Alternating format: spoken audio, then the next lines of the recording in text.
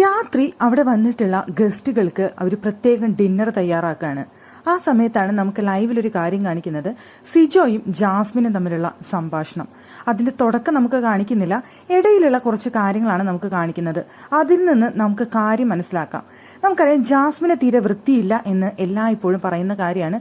Social മീഡിയയിൽ അത് ഭയങ്കരമായിട്ട് ചർച്ച ചെയ്യപ്പെടുന്ന ഒരു കാര്യമാണ്, ജാസ്മിന് ഒട്ടും വൃത്തിയില്ല എന്നുള്ള കാര്യം. അത് സിജോ ജാസ്മിന്റെ അടുത്ത് അവിടെ സൂചിപ്പിച്ചിട്ടുണ്ട്.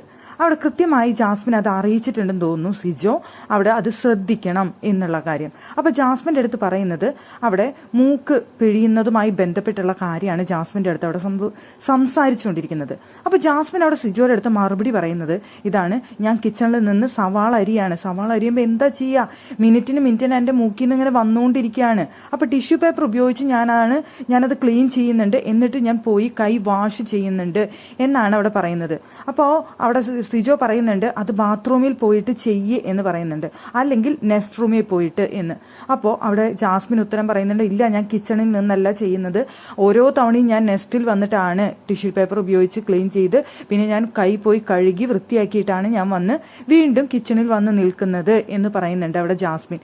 അപ്പോൾ സിജോ വീണ്ടും പറയുന്നത്, ഇനി ഇങ്ങനെ ഒരു കാര്യം കൂടി ഇനി കിട്ടിക്കഴിഞ്ഞാൽ ഇനി ഇവിടെ ബാക്കിയുള്ള 100 ദിവസവും ഇത് സോഷ്യൽ മീഡിയയിലേക്കുള്ള വലിയൊരു സംഭവമായിട്ട് മാറും, അത് അത്രയും നെഗറ്റീവ് അടിക്കും എന്നുള്ളത് കൊണ്ടാണ് നിനക്ക് പറയുന്നത് എന്ന് പറയുമ്പോൾ ജാസ്മിൻ പറയുന്നുണ്ട് തിരിച്ച്, എനിക്കറിയാം നീ എന്നോടത് പറഞ്ഞിട്ടുള്ളത് കൊണ്ട് തന്നെ ഞാൻ അത് അത്രയും ശ്രദ്ധിച്ചാണ് ചെയ്യുന്നത്, ഞാൻ അത്രയും കെയർ ചെയ്യുന്നുണ്ട് എന്നവിടെ പറയുന്നുണ്ട് ജാസ്മിൻ.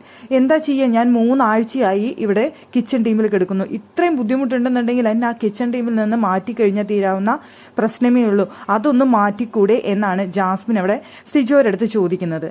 എന്തായാലും എനിക്ക് തോന്നുന്നു സിജോ വന്നിട്ട് പുറത്തുള്ള ആ നെഗറ്റീവ്, ആ വൃത്തികേടിനെ കുറിച്ചുള്ള ആ ഒരു സംഭവം ജാസ്മിൻ്റെ അടുത്ത് സൂചിപ്പിച്ചിട്ടുണ്ട്. ജാസ്മിൻ അത് നന്നായി കെയർ ചെയ്യുന്നുണ്ട്, ശ്രദ്ധിക്കുന്നുണ്ട് എന്നാണ് എനിക്ക് അതിൽ നിന്ന് തോന്നുന്നത്. അതെന്തോ സിജോ അവിടെ പ്രത്യേകം നോട്ട് ചെയ്തത് എടുത്ത് ചോദിക്കുന്നതും സംസാരിക്കുന്നതുമാണ് നമുക്ക് ലൈവിൽ രാത്രി കാണിച്ചതും.